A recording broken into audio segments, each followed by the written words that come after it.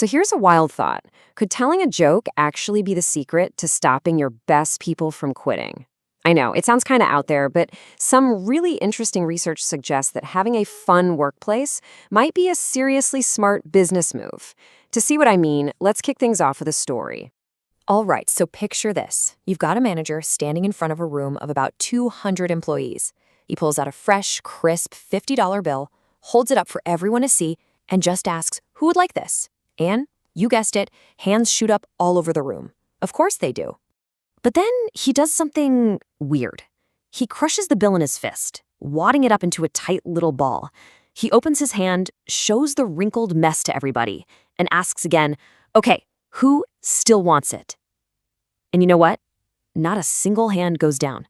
But he's not finished. He actually drops it on the floor and grinds it into the carpet with his shoe. Then he picks it up. It's all crumpled, scuffed up, and dirty. He holds it up for the third time and asks, "Now what? Who still wants it?"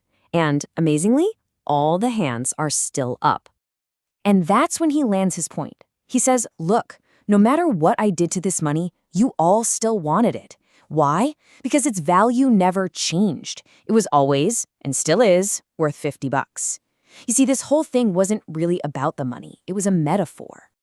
That story really gets right to the core of a huge issue in the business world, what we could call the unhappy workplace problem.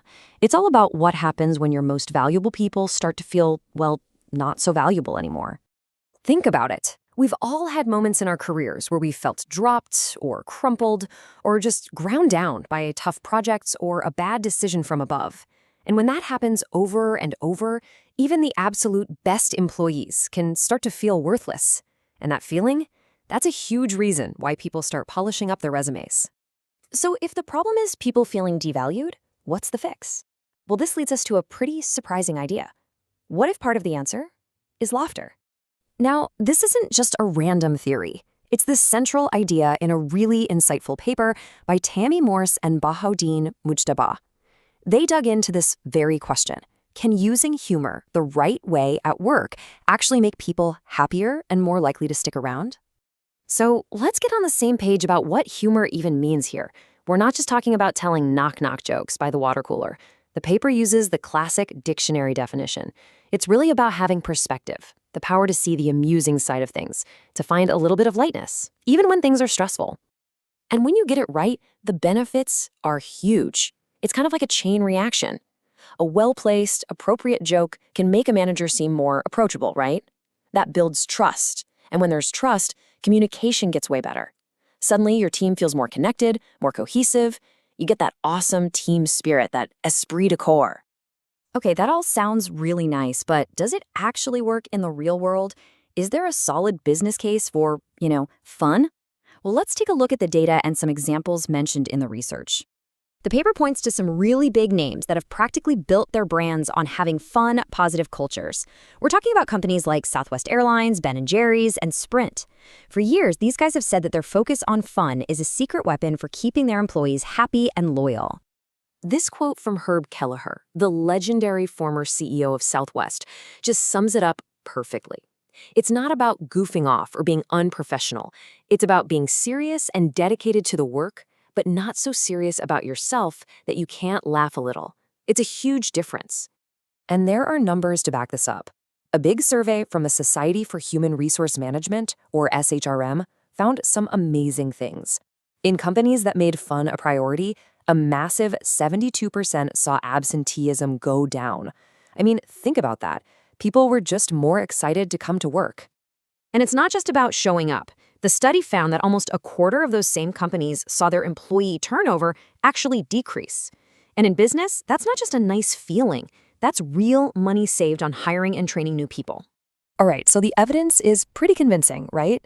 The natural next question is, okay, how do I actually do this? How can a manager or a leader start building a culture where good humor can actually thrive? Well, the paper lays out 4 pretty straightforward steps. First, it starts with creating a culture where people genuinely love the work and share a common goal. Second, communicate with stories, not just boring data points. Third, simple things, like starting a meeting with a quick icebreaker, can totally change the vibe. And finally, number 4, it has to come from the top. Leaders have to bring that enthusiasm and high morale every single day. Okay, we have to talk about this because it is so important. We can't discuss humor at work without talking about the risks. Because when a joke doesn't land, or when it's the wrong kind of joke, it can be a total disaster. The researchers are crystal clear on this. Good, appropriate humor builds people up. It creates camaraderie, lightens the mood, and it's often self-deprecating. Inappropriate humor does the exact opposite. It singles people out, gets way too personal, and can be seriously offensive. It all comes down to trust and knowing your audience. Let's wrap up with one last story from the paper that just perfectly shows high-stakes humor in action. So a sales rep just lost a massive $5 million account, a total catastrophe. He trudges into his boss's office, absolutely certain he's about to be fired on the spot. But the boss looks at him, and instead of yelling, he says, "Fire you? Why would I fire you? We just spent $5 million training you." Wow. In one sentence, the boss used humor to completely reframe a disaster as a valuable lesson.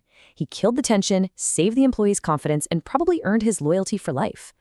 And that right there is the big takeaway. Humor in the workplace isn't just fluffy, nice-to-have stuff. When it's used the right way, it's a powerful strategic tool. It helps you communicate better, build a great culture, and ultimately, it gives your most valuable people a powerful reason to stay. So that really just leaves us with one final question to think about. In a business world that's obsessed with the bottom line, maybe one of the most serious things a company can do is learn to have a little more fun. So what about your workplace? Is it taking fun seriously?